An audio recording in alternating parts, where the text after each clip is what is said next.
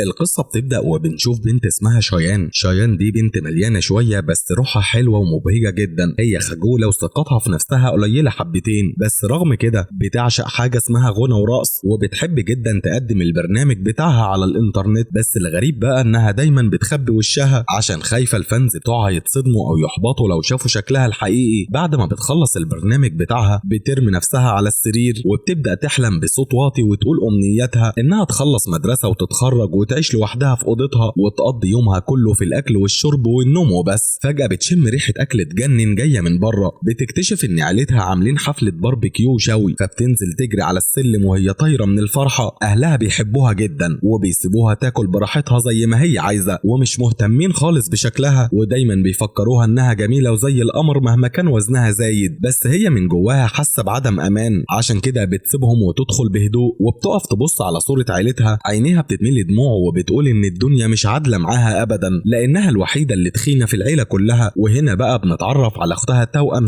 شيا دي بقى عكسها تماما، بنت رفيعة قمر وبتلمع كده من جمالها. صوتها في الغنى مش قد كده، بس عشان شكلها حلو وجميلة بيجي لها عقود شغل كتير جدا في الشركة اللي شيا تابعة ليها. في مغني مشهور جدا اسمه سونج بيأدي اغانيه هناك وصوته روعة. شيا دايما بتقف تبص له من بعيد وبتحلم باليوم اللي هتقابله فيه. وفي نفس الوقت شيا بتاخد دروس رقص وبتروح تعمل مقابلات. صحابها في الشركة بيغيروا منها جدا بسبب شهرتها اللي عمالة تزيد. وفي يوم مدير اعمالها بيقول لها ان الشركة هتيجي تعمل معاها مقابلة في بيتها. شيا بتترعب وتخاف جدا وبتبعت رسالة بسرعة لشيان اختها وتقول لها تستخبى في اي حتة عشان محدش يشوفها، لانها ببساطة مكسوفة من اختها التخينة. في اللحظة دي شيان بتشيل صورة العيلة من اوضتها وتخبيها. اثناء المقابلة شيا بتقعد تمدح في اهلها الداعمين ليها، بس لما بتتسأل اذا كان عندها اخوات بتكذب وبتقول ان عندها اخت كبيرة بتدرس بره البلد. في نفس الوقت ده شيان بيجي لها وجع فظيع في بطنها وما بتقدرش تمسك نفسها، فبتطلع تجري على الحمام. شيا بتراقبها وبتشاور لها تستخبى، بس شيان كانت مستعجلة وطلعت تجري بسرعة. بعد المقابلة ما بتخلص شيان بتسأل اختها وهي زعلانة هي ليه كدبت كده. شيا بتضحك بسخرية وتقول لها انها مكسوفة ان ليها اخت تخينة ويا ريتها تختفي من وشها. شيان بتغلي من الغضب لما بتسمع الكلام ده وبتفكر انها تشد شيا من شعرها. تاني يوم شيان بتروح مدرستها وواضح جدا ان ملهاش ولا صاحب، كل الناس بتتريق عليها وبيسفوا عليها وهي بتحط السماعات في ودانها عشان تتجاهل كلامهم السخيف ده. هي معجبة في السر بزميل ليها اسمه جون، بس للأسف هو كمان واصحابه دايما بيتريقوا عليها. بتفتكر موقف حصل من سنة لما كتبت جواب غرامي لجون ده، في زميل ليهم خطف الجواب وقرا بصوت عالي قدام الناس وقعد يتريق عليها. جون كمان ضحك معاهم واحرجها جدا، في حين ان شيان كانت طيبة وجبانة لدرجة انها ما تقدرش حتى تدافع عن نفسها. دلوقتي هي بس بتعد الايام عشان تتخرج وتهرب من المكان ده بسرعة. على الناحية تانية شيا بتصور اعلان على اغنية مع سونج، بس بتعاني ومش عارفة تغني ومعتمدة بس على شكلها. بتحاول تدلع على سونج وتلفت انتباهه، بس هو بيتعصب وبيقول لها انه مش عايز يشتغل مع انسانة ما عندهاش موهبة ومعتمدة بس على جمالها. الكلام ده بيكسر شيا وبتنهار من العياط. في الوقت ده شيان بتكون بتلعب مع كلبها وفجأة الكلب بيهرب منها. بتطلع تجري وراه في الشوارع وتدور عليه، وفي الاخر بتلاقي كلبها واقف جنب ست عجوزة واقعة على الارض. شيان بتساعدها وبتشيلها على ظهرها لحد ما توصلها بيتها. الست دي بتقول انها ساحرة وعشان ترد الجميل ده هتحقق لها اي امنية هي عايزاها. في الاول شيان بتضحك وبتفكر ان ده مجرد هزار، بس لما الست بتصر عليها شيان بتقول لها انها نفسها تكون جميلة ورفيعة زي اختها شيا. الساحرة بتديها سلسلة غامضة وبتقول لها ان السلسلة دي هتحقق لها امنيتها. اول ما شيان بتلبس السلسلة وتيجي تمشي بيجي لها وجع فظيع في بطنها وبتقع يغمي عليها. وفي نفس اللحظة بالظبط شيا كمان بيغمي عليها وهي في كلاس الرقص. الاختين بيفوقوا وهم في المستشفى وبيتصدموا لما بيلاقوا نفسهم في نفس الأوضة. امهم بتدخل عليهم وبتنده عليهم باساميهم، بس لما الاختين بيبصوا لبعض بيصرخوا من الرعب لان اجسامهم اتبدلت مع بعض. في الاول بيفتكروا ان ده مجرد هزار ومقلب، بس مهما عملوا مفيش حاجة بترجع زي ما كانت. شيا بتبص على السلسلة الغريبة دي وهنا شيان بتفتكر كلام الساحرة. الاختين بيروحوا يدوروا عليها بس بيلاقوا يافطة متعلقة على باب بيتها مكتوب عليها انها في اجازة لمدة شهر. دلوقتي ما بقاش قدامهم اي طريق تاني غير انهم يعيشوا حياة بعض لحد ما الشهر يخلص، وبيقرروا انهم ما يبوظوش حياة بعض. شيا بتبدأ تعلم شيان ازاي تكون باردة ومغرورة وبتحذرها انها ما تبينش اي تعاطف لحد والا الناس هتفتكرها ضعيفة، وبتفرجها كمان على فيديوهات الرقص بتاعتها عشان تعمل زيها. بس المفاجأة بقى ان شيان لما بتحاول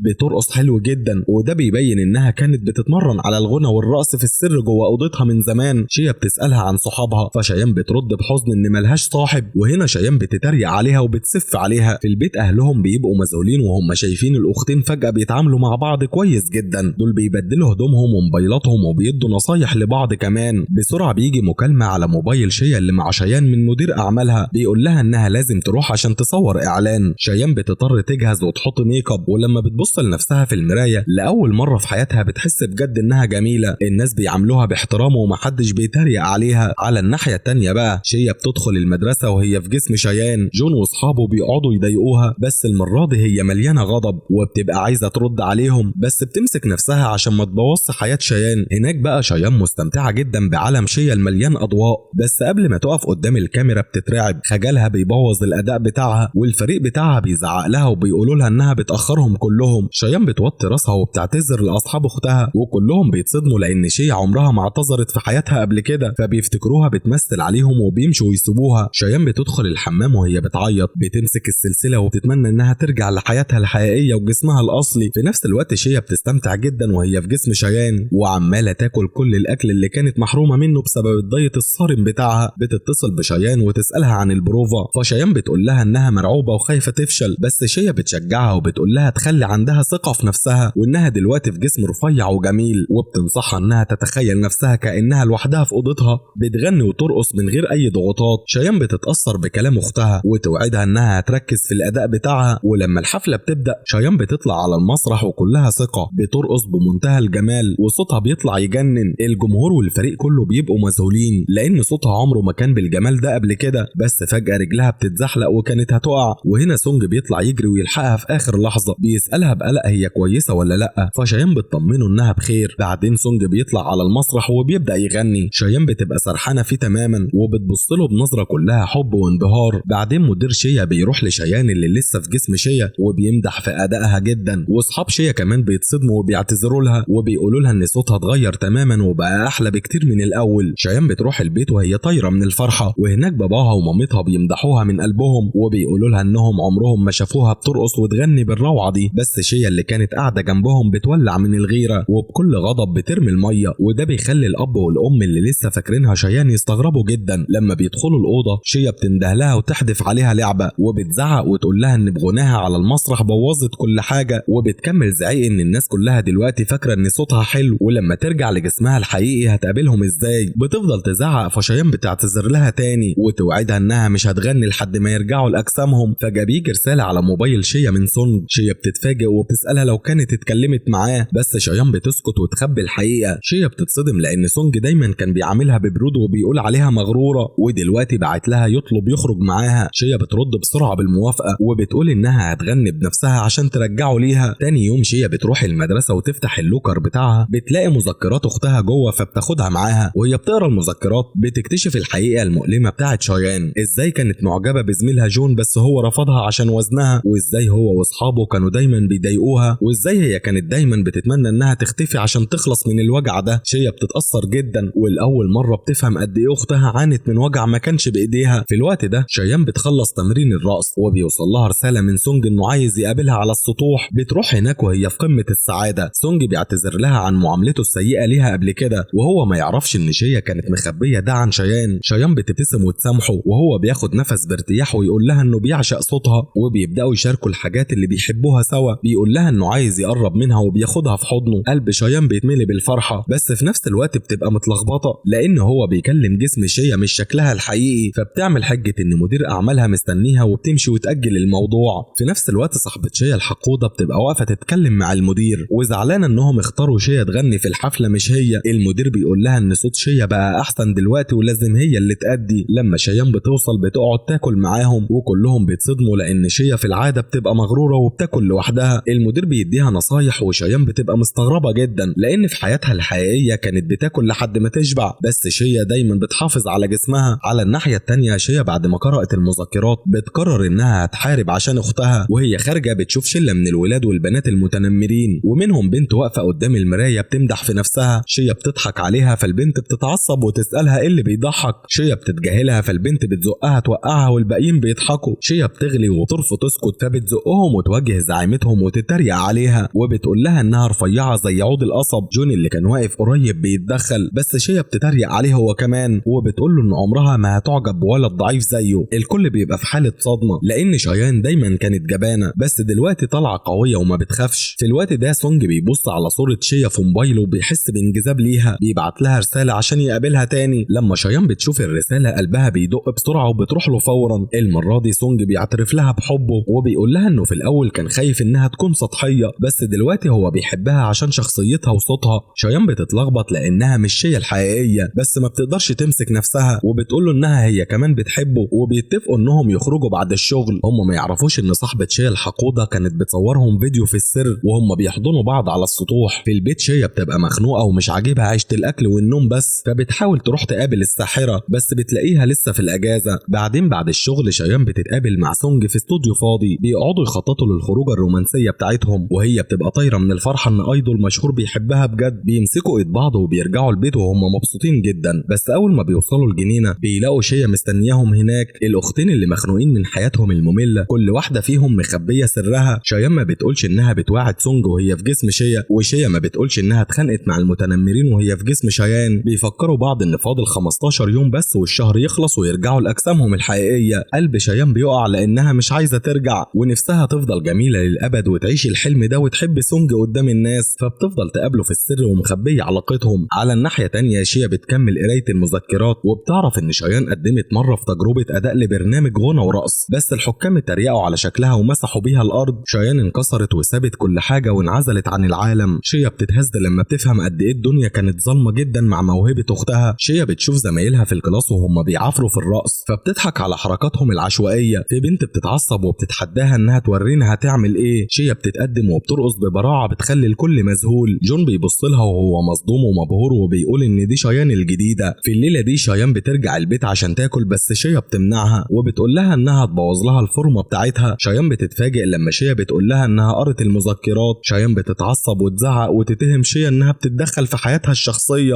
الاتنين بيتخانقوا ويمسكوا في بعض لدرجة انهم بينسوا انهم في اجسام بعض، ومن كتر ما هم عايزين يضربوا بعض بيضربوا نفسهم هم. شيان من يأسها بتقرر انها هتحقق كل احلامها في ال15 يوم اللي فاضلين. تاني يوم هي وسونج بيشتغلوا مع بعض وهم بيكتبوا الاغنية. سونج بيعترف لها انه بيسمع برنامج راديو اونلاين غامض لبنت عمرها ما بتفتح الكاميرا وبيعترف انه وقع في حب صوتها. شيان كانت هتنطق وتقول له انها هي البنت دي بس الخوف بيمنعها. في نفس الوقت ده شيا بتبقى زهقانة في البيت فبتفتح لابتوب شيان. بالغلط بتطلع لايف على قناة شيان والكاميرا مفتوحة. الفانز بيدخلوا فجأة والأول مرة بيشوفوا الوش اللي ورا الصوت. ردود أفعالهم بتبقى زي الزفت، بيتريقوا عليها ويكتبوا تعليقات جارحة عن وزنها وكلام مليان كراهية. شيا بتترعب وبتحاول تقفل اللايف بس مش عارفة ازاي. ولما شيان بترجع وتعرف اللي حصل بتنهار تماما، بتجري على أوضتها وتعيط وبتحس إن سونج أكيد شاف وشها الحقيقي ودلوقتي بيكرهها. بتمسك السلسلة وتدعي إن كل الناس ينسوا اللي شافوه وبتنام وهي بتعيط. تاني يوم الصبح بتصحى وتتفاجئ إن اللايف اتمسح ومحدش فاكر أي حاجة. في الأول بتفتكر إن ده حلم، بعدين بتفهم إن السلسلة هي اللي حققت لها أمنيتها. في الشغل بتجربتها تاني بتتمنى إن هدوم واحدة صاحبتها تتقطع وفعلا بتتقطع، وبعدين بتتمنى أكلة معينة وتلاقي مديرها جايب الأكل ده لحد عندها. بتطير من الفرحة إن كل أمنياتها بتتحقق. بس في يوم بالليل وسونج بيغني على المسرح بينسى كلمات الأغنية. شيان بتطلع تجري تجيب السلسلة وتتمنى إنه يقدم أداء ممتاز. الأمنية بتتحقق بس في حد واقف قريب منهم بيتصاب. شيان بتترعب وبتفهم إن السحر ده ليه تمن وإن كل أمنية بتأذي حد تاني. بسرعة بتنتشر إشاعات إن سونج سرق كلمات أغنيته الجديدة. سونج بينهار وبيقفل على نفسه في الاستوديو. شيان بتبعت له رسايل بس هو ما بيردش فبتروح له وتاخده في حضنها وترفع من معنوياته. سونج بيقول لها إنه بيفكر يسيب المجال بس شيان بتفهمه إنه ما ينفعش يستسلم لكلام الناس. الاتنين بيتدربوا على الدويتو بتاعهم سوا ولما بيخلصوا سونج بيشكرها وبيقول لها إن وجودها في حياته بيعني له كتير جدا. في المدرسة شيا اللي لسه في جسم شيان بيجي لها المتنمرين القدام بتوع شيان بيطلبوا منها تعلمهم الرقص وبيوعدوها انهم هيبطلوا تنمر. شيا بتفرح جدا وبتوافق وبتعلمهم الرقص وبتديهم كمان نصايح عشان يتعلموا اسرع. الايام بتمر والشهر بيخلص. شيا طايره من الفرحه بفرصه رجوعها لحياتها الطبيعيه وبتروح مع شيان لبيت الساحره. بس لما بيروحوا بيكتشفوا انها لسه مسافره. شيان بتمسك السلسله وتتمنى انها ما ترجعش لجسمها الحقيقي لحد ما تأدي الدويتو مع سونج. تاني يوم جون بيحاول يكلم شيا في المدرسه بس هي بتتجاهله وبتقول له يبعد عنها. بعد الكلاس وهي مروحه بتشم ريحه اكل من مطعم بتدخل وتاكل كل اللي نفسها فيه. بتحس بالذنب لانها تريقت على اختها وما عندهاش كنترول ودلوقتي هي بتعمل زيها بالظبط. في الوقت ده سونج بيتصل وبيقول بيقول انه هيمشي على نصيحتها وهيكمل غنى. الصحفيين بيسألوه عن علاقته بشيا بس هو ما بيقولش حاجة وبيمشي. لما شيا بتظهر بتنفجر في شيان بغضب وتتهمها انها بوظت صورتها قدام الناس وارتبطت بايدول سطحي زي سونج. شيان بتدافع عنه وبتعترف انها بتحبه. شيا بتضحك وتقول انها بتضحك على نفسها ولو عرف الحقيقة هيسيبها. بتحصل بينهم خناقة ومجادلة حادة جدا وفجأة سونج بيوصل المكان، بيدخل ويزق شيا يوقعها على الارض وهو مفكر انها مجرد معجبة بتغير من شيا. هو ما يعرفش خالص ان البنت المليانة اللي زقها دي هي شيا نفسها. شيان بتتصدم من اللي شافته وبتفكر لو سونج عرف جسمها الحقيقي هل هيفضل يحبها. بتنهار من العياط وبتحس ان الحلم ده كان كدبة. بتروح لبيت الساحرة عشان ترجع السلسلة وتنهي الوهم ده، بس لما بتوصل بتكتشف ان الساحرة ماتت وبنتها هي اللي عايشة هناك دلوقتي. شيان بتحكي لها كل حاجة وبتطلب مساعدتها. البنت بتقول لها ان في طريقة واحدة بس للرجوع، تمسك السلسلة وتتمني من كل قلبك انك ترجعي والسلسلة هتختفي. شيان بتقول لشيا على الكلام ده. شيا بتفرح جدا انهم اخيرا هيرجعوا، بس فجأة شيان بتكتشف ان السلسلة ضاعت. الاختين بيدوروا عليها زي المجانين واخيرا بيلاقوها وقت ما جمهور شيا بيتلموا حواليهم عشان يتصوروا معاها. بيهربوا منهم بالعافية وبيمشوا ينهجوا في الشوارع وهم جنب بعض، بيضحكوا وبيفتكروا ايام طفولتهم وبيقربوا من بعض اكتر من الاول. في الليلة دي شيان بتروح تقابل سونج لاخر مرة وقبل ما توعده بتقول له لو هي اتغيرت فجأة ما يزعلش منها. سونج بيحضنها ويوعدها ان عمره ما هيزعل. بيرجعوا البيت والاختين بيمسكوا السلسلة وبيتمنوا يرجعوا لاجسامهم الحقيقية. الصبح لما بيصحوا ومفيش حاجة اتغيرت ولسه في اجسام بعض بيضطروا يكملوا حياة بعض. وفي يوم شيان بتطلب من شيا تروح البيت تجيب النوتة الموسيقية بتاعت الدويتو وهي راجعة شيا بتسرح وتمشي في الشارع. شيان بتطلع تجري وتسحبها من قدام عربية كانت هتخبطها والاتنين بيغمى عليهم. بيفوقوا في المستشفى وبيلاقوا انهم رجعوا لاجسامهم الحقيقية. بتبص على الدكتورة وتتصدم ان الدكتورة دي هي الساحرة اللي اديتها السلسلة. الدكتورة بتبتسم وتشرح لهم ان علاقة الاخوة بينهم اتصلحت دلوقتي وانهم رجعوا يحبوا بعض تاني. مهمتها كده خلصت وبتسيبهم يكملوا حياتهم. شيا بتروح تصلح كل حاجة. بتقابل سونج وتنهي علاقتها بيه وتقول له انها مش بتحبه. شيان وهي بتمشي كلبها بتخبط في جون، بيعتذر لها عن تصرفاته السيئة بتاعت زمان وبيقول لها انه معجب بيها وبيطلب رقمها. شيان بتتوتر وبترفض وبتقول له انها بتحب حد تاني وهي بتفكر في سونج. بتمشي وترجع لحياتها العادية وتكمل غنى ورقص على قناتها. بعد الانفصال سونج بيحتاج شريكة جديدة للدويتو، بيعلن عن تجارب اداء مفتوحة عشان يلاقي احسن صوت. شيان بتجمع شجاعتها وبتتقدم. لما بيجي دورها بتبقى مبتدئة بس بتاخد نفس عميق وبتفتح لحظاتها مع سونج وبتغني من كل قلبها. الحكام بينبهروا وسونج بيميز حاجة خاصة في صوتها وبيختارها. بيسجلوا الدويتو سوا وبتتألق. المرة دي بقى بشكلها الحقيقي وبهويتها الخاصة وبموهبتها. هي كده حققت حلمها وخدت أول خطوة حقيقية ليها في عالم المزيكا وهي مليانة امتنان للمعجزة اللي غيرت حياتها. بتبتسم لبدايتها الجديدة ومع بدايتها الجديدة قصتنا بتنتهي لكن أفلامنا وقصصنا ومسلسلاتنا لسه ما خلصتش. ملاحظاتكم قيمة جدا بالنسبة لي ولو عايزين تشوفوا قصص وأفلام مؤثرة زي دي اعملوا لايك للفيديو ده واشتركوا في القناة وفعلوا الجرس عشان القصة اللي بعد كده توصل على شاشة موبايلاتكم على طول. شكرا للجميع.